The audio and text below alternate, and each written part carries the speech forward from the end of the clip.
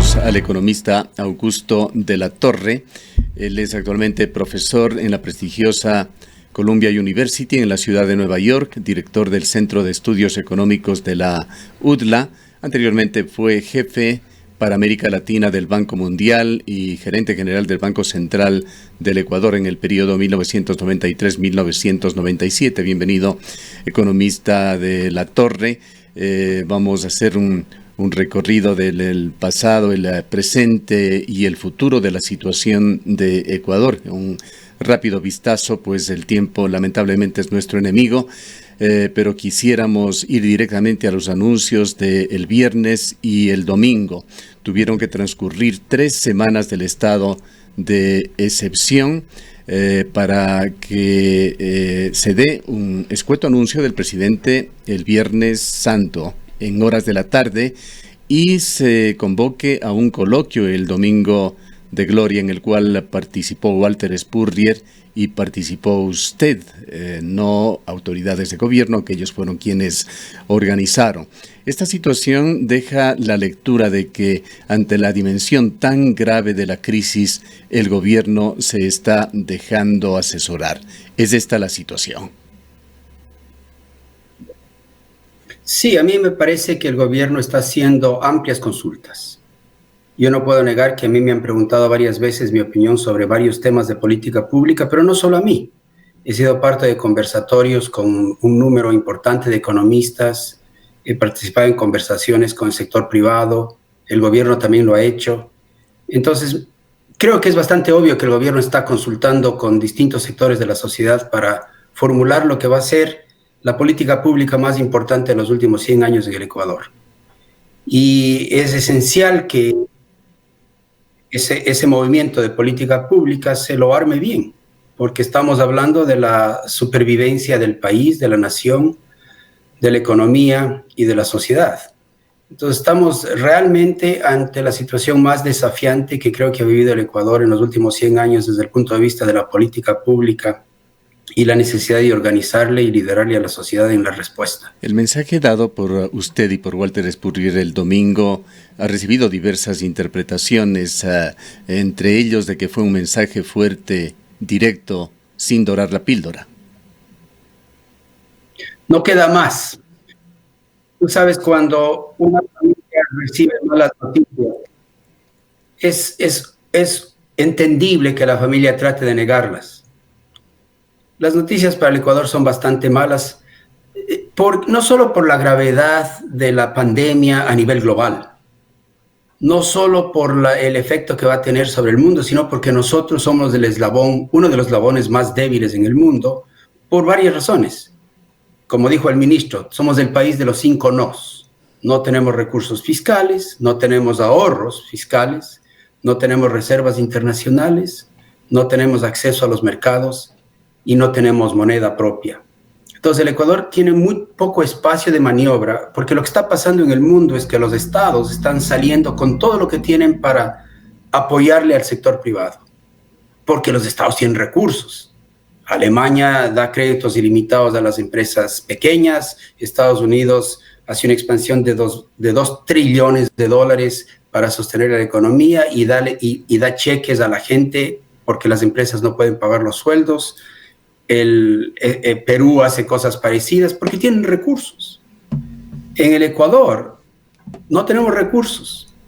Por eso me pareció a mí incompleto, pero bien que el presidente ha enfatizado el problema humanitario, que es el problema fundamental durante la cuarentena. El desafío de la cuarentena es mantenerle a la población ecuatoriana con vida y a las empresas respirando, pero hibernando, porque las empresas están trabajando a mucho menos de medio gas y no pueden pagar sus sueldos a sus empleados porque no venden. Entonces necesitamos que no se nos mueran durante la cuarentena. Esa es la tarea principal, salvar vidas. Pero luego...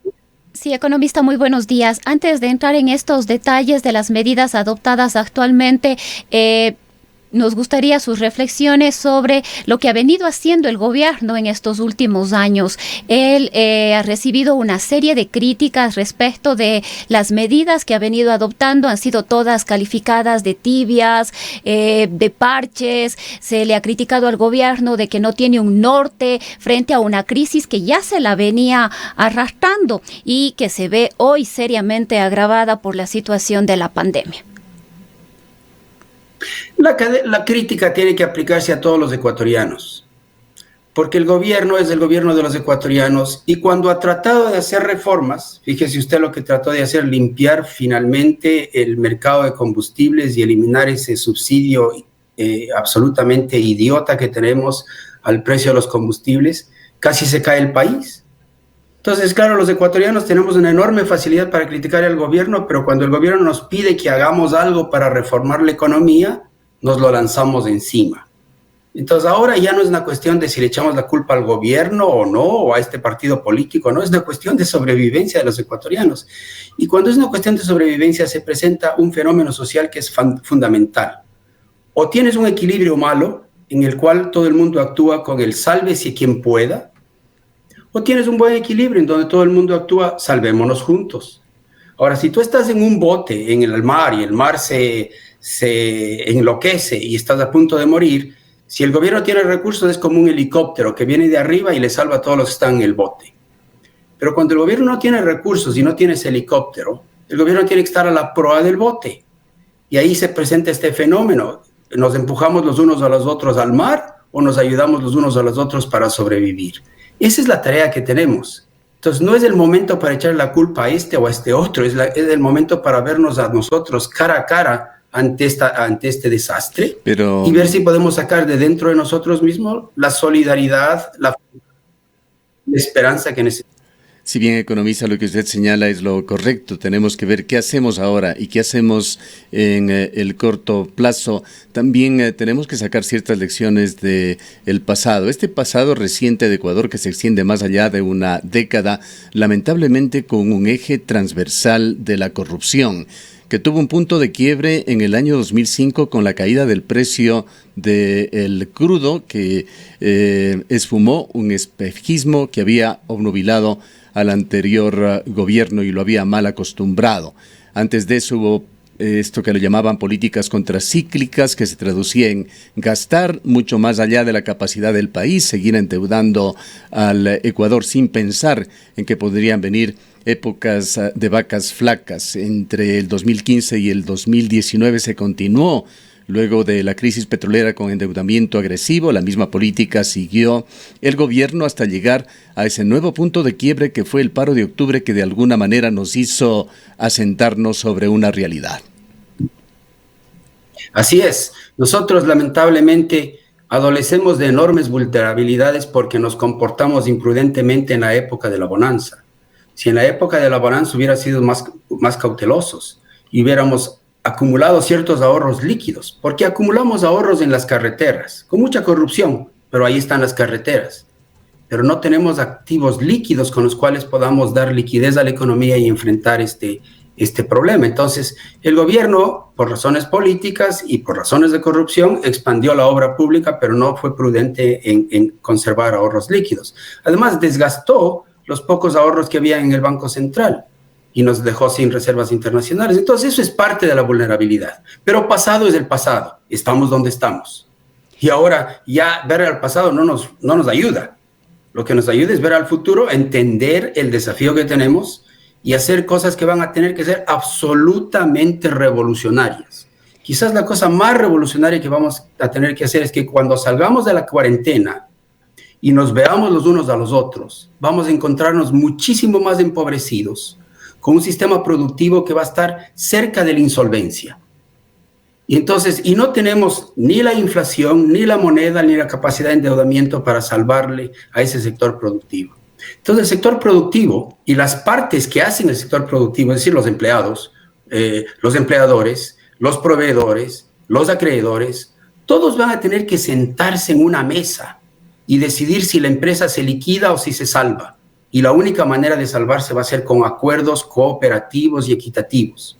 El rol de la política pública va a tener que ser el dar ciertos cauces para que haya cooperación y equidad, pero le va a tocar a cada empresa encontrar el camino para salir. Y todos vamos a tener que ceder y todos vamos a tener que cooperar. Economista de la Torre, esto quizás ya post cuarentena, pero nos gustaría conocer también cuáles son las reflexiones que tiene usted sobre las actuales medidas y este paquete de reformas que estaría trabajando el gobierno nacional para enviarlas a la Asamblea, que de alguna manera le permitiría, según se ha indicado, afrontar la situación actual que estaría atravesando el país precisamente en este instante. Es decir, ¿qué hacer en este momento?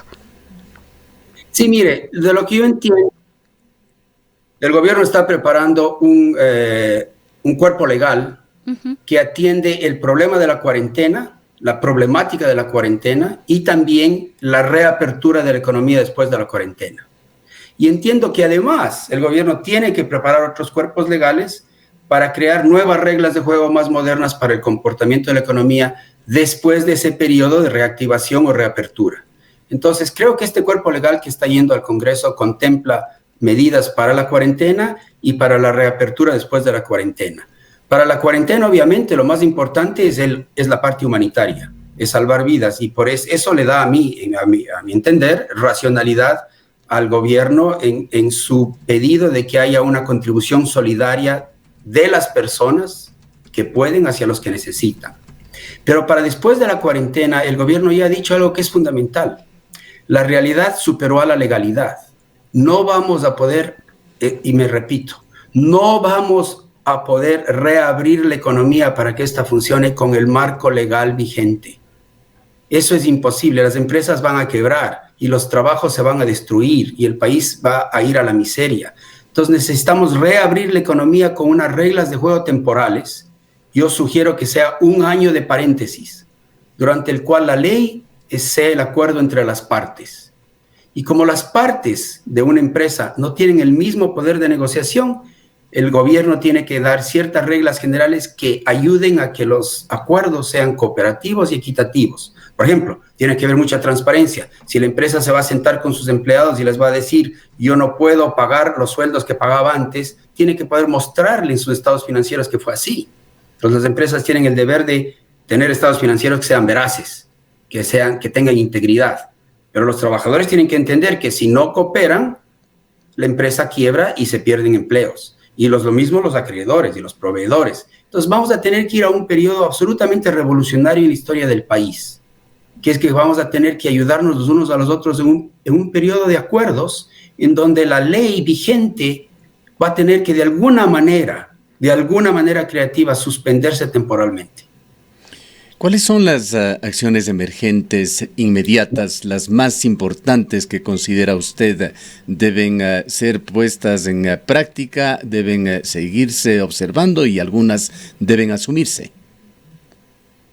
Sí, lo más importante es que haya un estímulo, un incentivo para llegar a acuerdos. Y en mi opinión, ese incentivo tiene un garrote y una zanahoria, por así decirlo. El garrote debería ser, y eso yo le he recomendado al gobierno, debería ser una muy simple ley de liquidación de empresas. Muy simple, muy expedita, en donde los trabajadores tengan la preferencia, el Estado ceda su puesto para que otros acreedores cobren, y en donde sea bien claro que aquellos accionistas que fraudulentamente le sacan dinero a la empresa en su propio beneficio antes de la liquidación, vayan a la cárcel. Pero una vez que uno tiene un sistema muy sencillo de liquidación de empresas, todas las partes involucradas se van a dar cuenta que si no llegan a acuerdos cooperativos, la empresa se liquida. Y los accionistas pierden, y los acreedores pierden, y los empleados pierden, todos perdemos. Entonces, frente a esa opción, van a haber incentivos muy fuertes para acordar, para hacer concesiones. Y a la zanahoria tiene que venir del gobierno. Y como tenemos un gobierno que tiene pocos recursos, los recursos que el gobierno consiga en el exterior tienen que ser utilizados para apoyar y viabilizar estos acuerdos. Por ejemplo, a través de créditos de largo plazo, si se puede conseguir dinero de afuera, a través de apoyos de ciertos tipos fiscales, a través de reformas futuras en las leyes que permitan que esas empresas que empiezan a respirar puedan seguir viviendo. Y ahí vamos a tener que hacer reformas que hemos postergado. La reforma laboral, la reforma tributaria, la reforma al mercado de los combustibles, la reforma al sistema financiero, la reforma a las finanzas públicas. Todas van a tener que hacerse en su debido momento, pero todo está concatenado. Primero, hibernemos durante la cuarentena y no nos muramos. Segundo, reabramos la economía con base a acuerdos cooperativos y equitativos. Y en la tercera fase, vivamos con nuevas reglas de juego de una economía moderna que nos permita crecer y competir en el mundo. Ahora, usted se refiere fundamentalmente a acciones que tienen que ver con el sector privado. ¿Qué en cuanto a aquello que se ha venido reclamando por años en el Ecuador, una reducción drástica del tamaño del Estado? Mire, cuando yo hablo de acuerdos cooperativos entre las partes, ese es un principio general que se aplica también al Estado. Si el sector privado y las empresas van a estar haciendo concesiones entre sus partes para que la empresa y los puestos de trabajo sobrevivan, el Estado no puede quedarse atrás. El Estado tiene que aprender y tiene que entender que en estos momentos de escasez le toca reducir su gasto, le toca reducir su nómina y va a tener que hacerlo sin despedir a mucha gente. Entonces yo anticipo que el gobierno va a tener que aceptar, todo el gobierno, todos los trabajadores del gobierno van a tener que aceptar recortes importantes en sus salarios, del orden del 30%. Y posiblemente los trabajadores privados van a tener que hacer lo mismo para evitar perder puestos de trabajo y actividad productiva. Entonces estamos viendo, esto en otros países se hace con una buena devaluación. Los países vecinos están bajando los sueldos del sector público y privado en términos de dólares con las devaluaciones. Nosotros no podemos hacer eso porque no tenemos una moneda propia. Entonces tenemos que hacer cosas equivalentes con base a la cooperación y de la sociedad. Entonces el gobierno va a tener que hacer lo mismo. Va a tener que hacer esfuerzos enormes y va a tener que dar el ejemplo para que el sector privado pueda moverse hacia adelante. Economista de la Torre, en cuanto a la situación de la deuda externa, ¿cuál debe ser en este caso la actuación del gobierno nacional? Ahora se hizo un pago de 350 millones cuando se ha criticado nuevamente esta actuación, advirtiendo que estos recursos debieron invertirse en la emergencia sanitaria. El Fondo Monetario Internacional, los organismos multilaterales no le califican o no le consideran a Ecuador como uno de los países más pobres para poder entrar quizás en una moratoria o en un no pago. ¿Cuál debe ser el camino del Ecuador en este aspecto, considerando que lo que el país necesita ahorita es liquidez, es decir, que vengan recursos de fuera, es decir, más deuda? A ver, el acuerdo entre las partes es general. Entonces, otra parte importante son los acreedores externos del país en el mercado privado, que son los tenedores de bonos. Entonces, ellos también se dan cuenta, entienden que no pueden cobrarnos y nosotros entendemos que no podemos pagarles, pero hay que llegar a un acuerdo. Entonces lo que el gobierno está proponiendo es difiramos el servicio de la deuda de aquí en adelante a través del uso de ciertas cláusulas que hay en los bonos. Entonces hasta ahora el gobierno ha conseguido diferir por 30 días, hace 3 días o 4 días envió una solicitud de consentimiento para poder diferir por 90 días más. Y luego el gobierno tiene que encontrar un camino para diferir por 2 años o 3 años el pago de la deuda. También con ellos hay que acordar, también con los bonistas ellos tienen que ceder, pero hay que hacerlo de una manera concertada. Mire usted, el sálvese quien pueda es aquella empresa que en la desesperación despide a todo el mundo. Entonces la empresa está pensando solo en sí mismo, no está pensando en sus trabajadores. Entonces, lo mismo pasa con los acreedores externos. Si el gobierno de pronto se aloca y dice, yo no pago nada y declara el default abiertamente, se le pueden caer un montón de consecuencias que no son necesarias. Tiene que decirles a los accionistas externos, yo no te voy a poder pagar, difiéreme ahora, difiéreme después y luego difiéreme. Y cuando el Ecuador salga de esta crisis con otros países, posiblemente va a haber un tipo de plan Brady en el mundo al cual el Ecuador podrá acogerse para reducir su deuda buenamente. Entonces, este tema de acuerdo entre las partes no es imposición de una parte a otra, es acuerdo. El Ecuador con sus acreedores, el gobierno con sus trabajadores, las empresas con sus acreedores y con sus trabajadores. Buscar acuerdos voluntarios, cooperativos y equitativos en todos los lados posibles es nuestra única manera para salir. Ahora, hay un factor, economista de la Torre, que no quisiera llamarlo incontrolable, pero que sí sigue siendo indescifrable, que es el comportamiento del coronavirus y también el comportamiento de la contraparte de la población ecuatoriana, las potenciales víctimas. Hay total incertidumbre sobre la duración del distanciamiento social y van a haber que tomar medidas en ese gravísimo dilema que están enfrentando la mayoría de países del mundo, en ese balance salud, vidas versus economía. Sí, se está presentando una tensión enorme entre salvar vidas y salvar medios de vida. El salvar vidas requiere el confinamiento, requiere una estrategia epidemiológica y requiere oírles a los expertos médicos. Y por suerte el país tiene un excelente ministro de Salud que trabajó 12 años en el CDC de Atlanta y que sabe de estas cosas como pocos en el mundo. Ecuador tiene la gran ventaja de tener un ministro de Salud de primera línea. O sea, es que oírles a los expertos, los ecuatorianos que ya están conectados con los expertos internacionales para entender cómo se va a desarrollar, cómo va a evolucionar la epidemiología del coronavirus y cómo vamos a poder salir más o menos de manera más saludable, más segura, menos peligrosa hacia la reapertura de la economía. Entonces, la política económica va a tener que ir amarrada de la mano de la política de salud pública. Y yo no sé, me da la impresión a mí que vamos a tener que hacer una reapertura de la economía gradual para evitar que recrudezca otra vez el contagio, que posiblemente vamos a tener que hacer progresiva. Entonces, posiblemente vamos a tener que abrir a distintos tiempos, distintas partes del país. Ese es un tema en donde la política de salud tiene que ir muy cercana a la política económica. Pero los objetivos son los mismos. Hibernar y salvar vidas durante la cuarentena, restaurar y reabrir la economía en lo que yo llamo el reseteo de la economía y luego irnos a un nuevo mundo con nuevas reglas modernas para vivir con prosperidad, la mayor prosperidad posible y con equidad social. Esas tres fases no podemos olvidarlas porque cada fase requiere de instrumentos de política pública distintas porque tiene distintos objetivos. La primera fase es salvar vidas. La segunda fase es evitar la destrucción del aparato productivo y del empleo. La tercera fase es vivir con mayor crecimiento y equidad social. Y cada una tiene que ser atendida y no es que la una viene después de la otra necesariamente. Hoy tenemos que estar preparando los cuerpos de reforma legal para la tercera fase, que tiene que entrar en vigencia después de la segunda. Y tenemos que empezar ya a hacer el cambio legal, que el gobierno espero que lo haga pronto, para la segunda fase.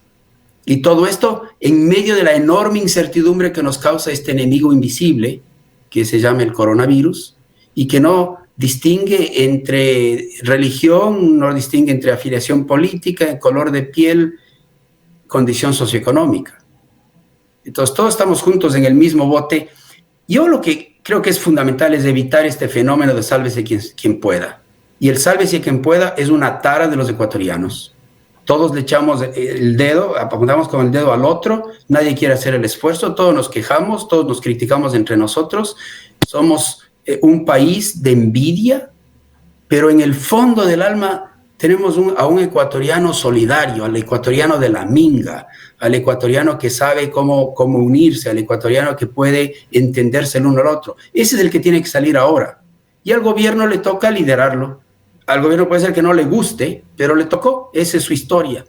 Mi abuelito me decía, hay dos momentos muy importantes en la vida, los más importantes. El primero es cuando tú naces y el segundo es cuando sabes para qué naciste.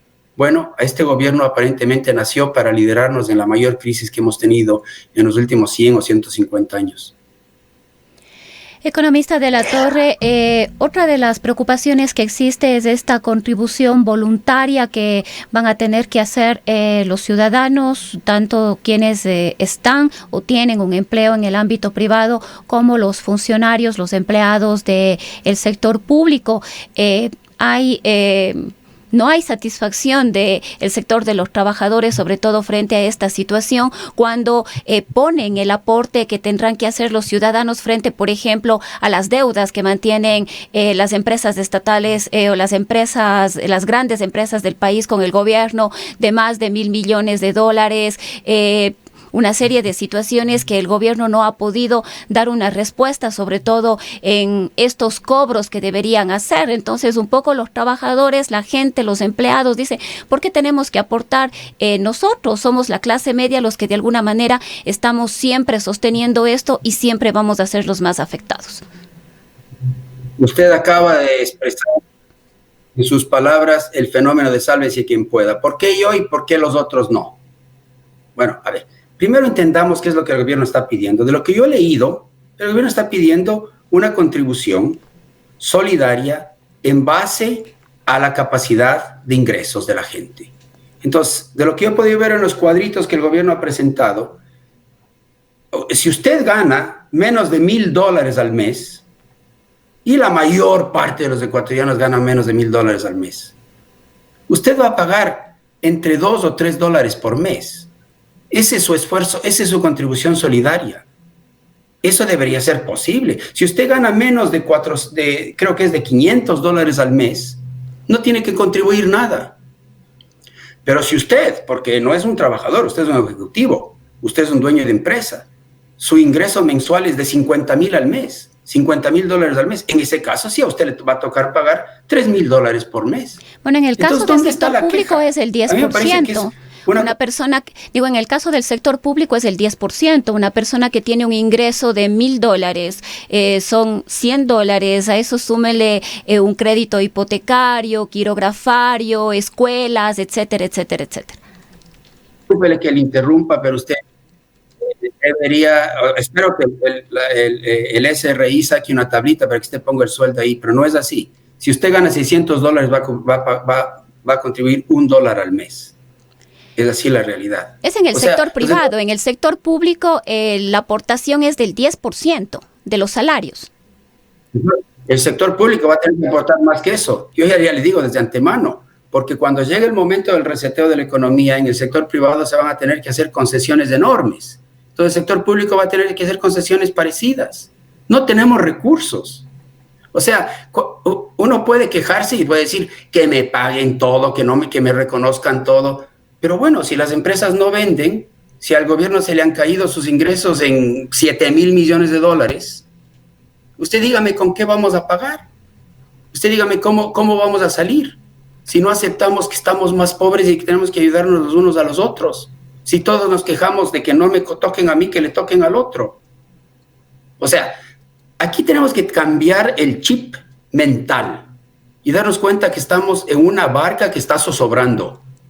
Estamos frente al precipicio y lo que queremos es empujarnos al precipicio los unos a los otros en lugar de ver cómo evitamos caernos en el precipicio. Economista de la Torre, este país de las quejas. Lamentablemente el tiempo se nos agota. Una pregunta final.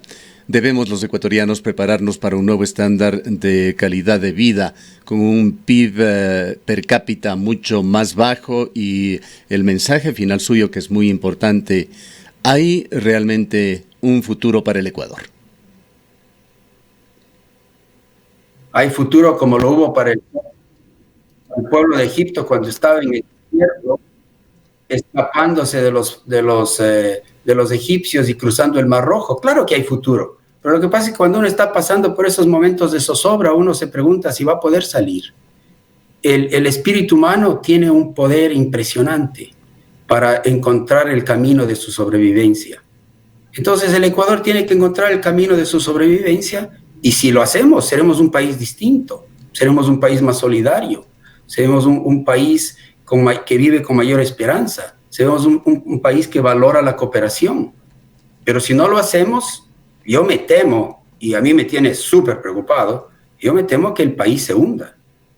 Entonces, frente a esto, creo que esta entrevista a mí me ha ayudado mucho a entender porque todo sale otra vez. ¿Por qué a mí y no al otro? ¿Por qué pagaron la deuda externa cuando debían hacer esto? ¿Por qué el gobierno esto no? ¿Y por qué el gobierno? ¿Y por qué? Bueno, este es el momento de ya dejar de acusarse los unos a los otros y empujar y remar juntos en este mar que nos va a hacer zozobrar. Entonces, la verdad es que estamos jugándonos el futuro.